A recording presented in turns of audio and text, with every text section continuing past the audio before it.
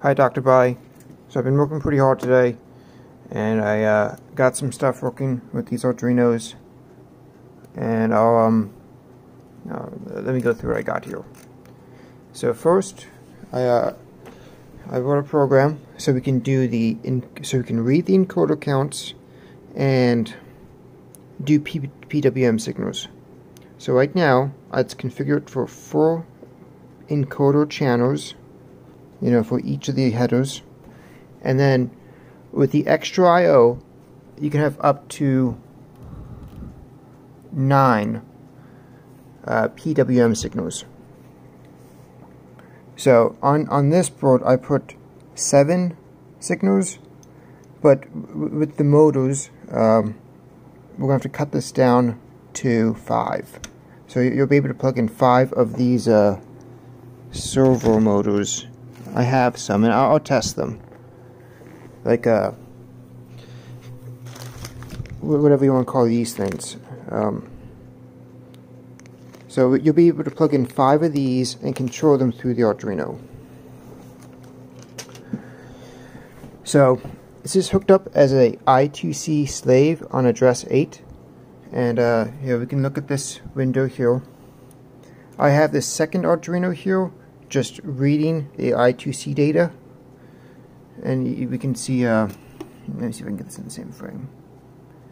So if I go forward, the first number starts to increase, and it's 2 bytes long right now. It's an integer type. These data types here, they're all integers that are unsigned, and they go up to, I think, 65,000. And if you go in the reverse direction, this number decreases. So then as you approach 0,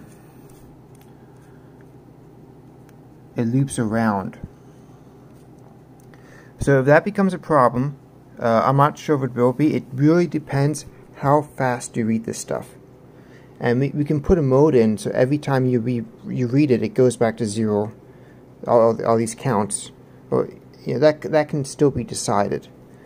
And we can also change these to long data types and have an extra 16 bits of data on that, but that'll slow down the communications. So we'll have to decide how we want these numbers to be read back. And right now this is just counts. We can also try to do a velocity. So this is more like precision, and if we take a division of this over time, we can say, okay, right now the velocity is 0, now the velocity is 1, and then if you go fast, it'll be 2, and up and up. So anyway, I wanted to give you an update on the software that I wrote, which I'm now going to test out some more. So if you look at the pins on here, the first 8 pins here, they're for the encoders, two wires per encoder, so you need 8 pins. And then we have another 5 pins here for PWM out, and then we have 4 more pins over here. So that's where we get 9, and that's all of the I/O on this Arduino, which doesn't seem like a lot.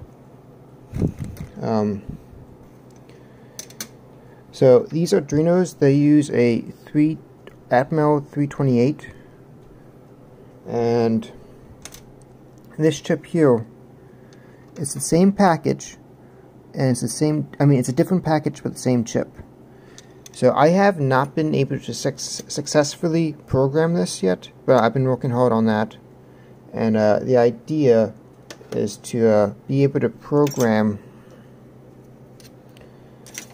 is that since these 2 chips here are exactly the same, they should be able to do the exact same thing, but on a lot smaller area.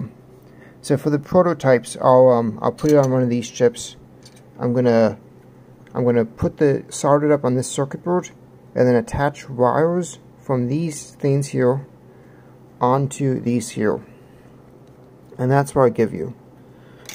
So then you'll be able to write Oh, I didn't talk about writing. So the PWM, to do that, what you have to do is you have to write. I'll show you my example code. So what I did here was that I began a transmission on device 8, and then I wrote 9 bytes. So there's 9 bytes here, and then I stopped the transmission. And when it does that, that'll write 9 bytes, and the first byte is for channel 1, and it goes all the way up to the last one.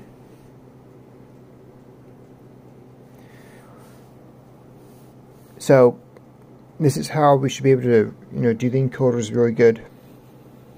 And we should talk about if we want velocity, or if that's something that you want to calculate on the Pi, because that's something that might be better to calculate on the Pi. And then, having the lowest level data type, which would be the counts, or that's something we have to sit and rate if you want, a position, a velocity, or an acceleration.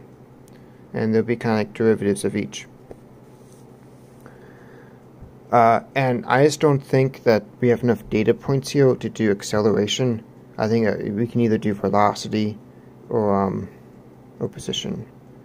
And I'm not very sure the best way to describe that, other than like a velocity would be a change over an amount of time,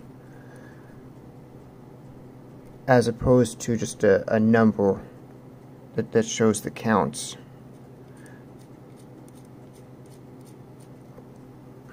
Okay, well, my plan for the rest of the day is to get this chip on here and then to wire it up to this board.